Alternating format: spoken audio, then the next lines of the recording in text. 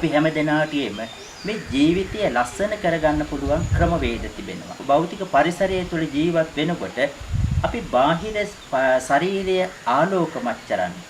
බාහිර ශරීරය පැහැපත් කරන්න නැත්නම් ඒ ශරීරයට කිසියම් වටිනාකමක් ගෙන දෙන්නට විවිධ වූ ආභරණ අපි පනදිනවා.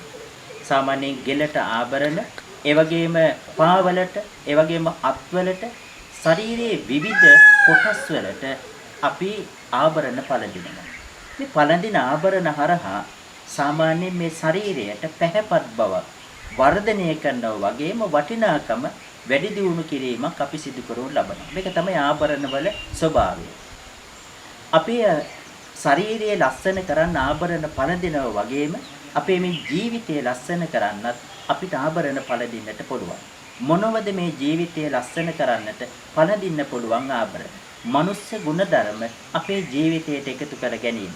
අපේ දරුවෝ තුල, අපේ වැඩිහිටිය තුල අම්මට තාත්තට සැලකීමේ ගුණය කාගේ හෝ ජීවිතය තුල තියෙනවා නම් ඒක ඔහුගේ ජීවිතය තුල තියෙන හොඳ ආභරණයක්.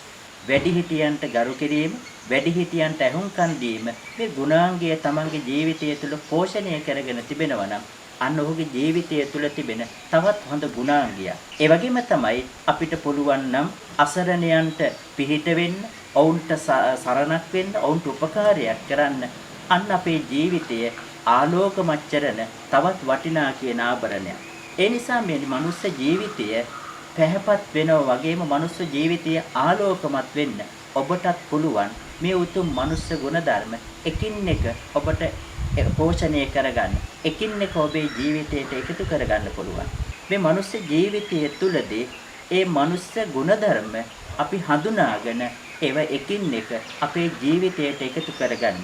එහෙම එකතු කරගෙන අපේ ජීවිතය අර්ථාන්විතව ගත කළොත්, ඒ ජීවිතය අර්ථ සම්පන්නව ගත කළොත් අපිට ඇත්තටම මේ මනුස්ස ජීවිතය තුළ නියම ප්‍රතිඵල උදා කර ගැනීමේ හැකියාව ඔබ අප හැම දිනාටම තිබෙනවා.